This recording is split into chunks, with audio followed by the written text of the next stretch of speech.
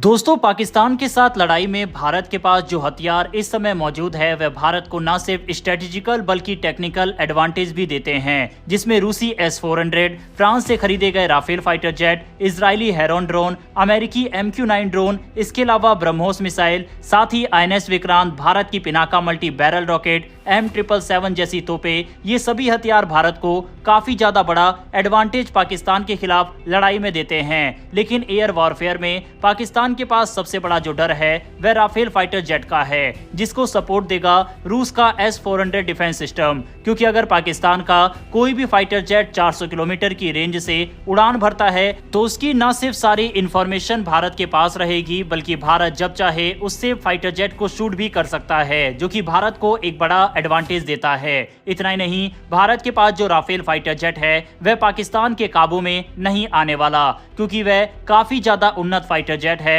और पाकिस्तान के पास जो F-16 या फिर JF-17 है उससे कहीं ज्यादा एडवांस फाइटर जेट राफेल है। पाकिस्तान के डर का अंदाजा आप इसी बात से लगा सकते हैं कि सुबह की वीडियो में ही हमने आपको बताया था कि F-16 फाइटर जेट की जो फ्लीट है उसमें से आधे फाइटर जेट को उसने पासनी एयरफील्ड में शिफ्ट कर दिया, जो कि काफी दूर है, और इसके पीछे कारण रूसी S-400 डिफेंस सिस्टम है। पाकिस्तान नहीं चाहता कि उसके फाइटर जेट की सभी जानकारी भारत को मिलती रहे। वहीं अब एक काफी इंटरेस्टिंग खबर राफेल फाइटर जेट को लेकर सामने आ रही है, जिसके तहत भारत ने फ्रांस से राफेल फाइटर जेट का सोर्स कोड मांगा है। यह युद्ध की सिचुएशन में एक गेम चेंजिंग की भूमिका भारत के लिए निभा सकता है। अब भारत के द्वारा सोर्स कोड मांगा गया है फ्रांस से, जिससे ये फाइटर जेट और भी ज्यादा खतरनाक बन जाएंगे और एक सरप्राइज एलिमेंट हमेशा पाकिस्तान के लिए बना रहेगा। सवाल उठता है कि आखिर ये सोर्स कोड क्या होता है। दरअसल सोर्स कोड का मतलब होता है किसी सॉफ्टवेयर या डिजिटल सिस्टम का असली प्रोग्रामिंग कोड,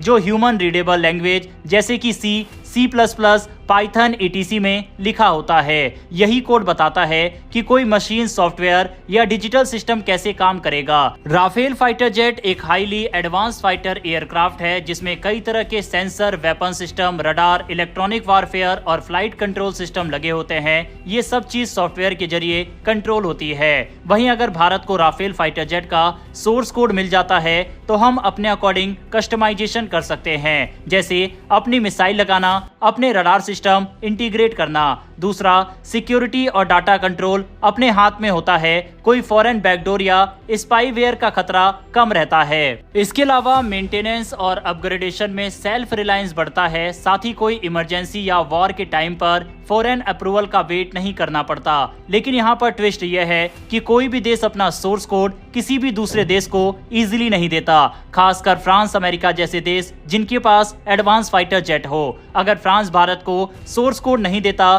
तो भारत अपने हिसाब से राफेल फाइटर जेट में चेंजेस नहीं कर पाएगा, जो कि भारत के लिए एक बड़ा झटका हो सकता है। लेकिन क्या इसका मतलब यह है कि राफेल फाइटर जेट ऑपरेशन के लिए इस्तेमाल नहीं हो सकता? तो यहाँ पर मैं आपको बता दूं, ऐसा नहीं है। काफी सारे लोगों के मैसेज मैं सोशल मीडिया पर देख रहा था, जिसमें लोगों के द्वारा लिखा गया था कि जब सोर्स कोड ही नहीं है तो भारत ने राफेल फाइटर जेट को फ्रांस से लिया ही क्यों? तो यहाँ पर मैं आपको एक एग्जाम्पल के साथ बताता हूँ कि आप सभी अपने मोबाइल फोन पर व्हाट्सएप या अदर सोशल मीडिया प्लेटफॉर्म चलाते होंगे। आप उस मीडिया प्लेटफॉर्म को चला तो रहे हैं, लेकिन उसके अंदर चेंजेस नहीं कर सकते। सेम इसी तरह से दूसरे देश फाइटर जेट और उसके इस्तेमाल करने के राइट्स वगैरह तो दे देते हैं, लेकिन उसका सोर्स कोड अपने पास रखते हैं, जिससे कोई भी चेंज करना हो तो वो खुद कर सके। साथ ही कोई भी देश सोर्स कोड इसलिए नहीं देता क्योंकि ये नेशनल सिक्योरिटी का सवाल होता है। अगर सोर्स कोड दे दिया जाता है तो अदर देश को उस चीज को बनाने की सारी तकनीक पता लग जाती है। इसके अलावा उस सिस्टम के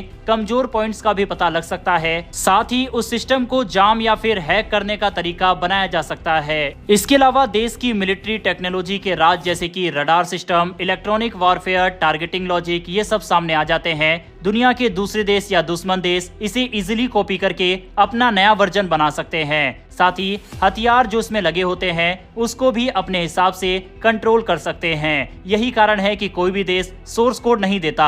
हालांकि यहाँ पर हम आपको बता दें कि राफेल फाइटर जेट जो भारत के पास है उसमें ऑलरेडी काफी खतरनाक हथियार लगे हुए हैं, जैसे कि स्कैल्प मिसाइल, मेटियोर मिसाइल, जो कि इस समय दुनिया की सबसे एडवांस बियॉन्ड विजुअल रेंज की मिसाइल है, यानी कि एयर टू एयर वॉरफेयर में इससे खतरनाक मिसाइल नहीं है। इसके अलावा डॉग फाइट या क्लोज कॉम्बैट सिचुएशन के लिए माइका मिसाइल भी इसमें लगी है। इसके अलावा राफेल फाइटर जेट में 30 mm की एक हाई स्पीड गन भी लगी है जो डॉग फाइट में काफी कारगर साबित हो सकती है। लेकिन भारत इसमें ब्रह्मोस NG अस्त्र मिसाइल और हैमर बॉम्ब जैसे हथियारों को भी लगाना चाहता है, जिससे दुश्मन देश पर स्ट्राइक के दौरान एक सरप्राइज एलिमेंट हमेशा बना रहे। और यही कारण है कि ये सोर्स कोड भारत के द्वारा फ्रांसीसी कंपनी से मांगा जा रहा है। वहीं अब खबर आ रही है कि कुछ कस्टमाइजेशन की परमिशन फ्रांस भारत को देने जा रहा है। साथ ही इंटरफेस लेवल एक्सेस जैसे कि इंडियन स्पेसिफिक इनहेंसमेंट भी इस फाइटर जेट में भारत कर सकेगा।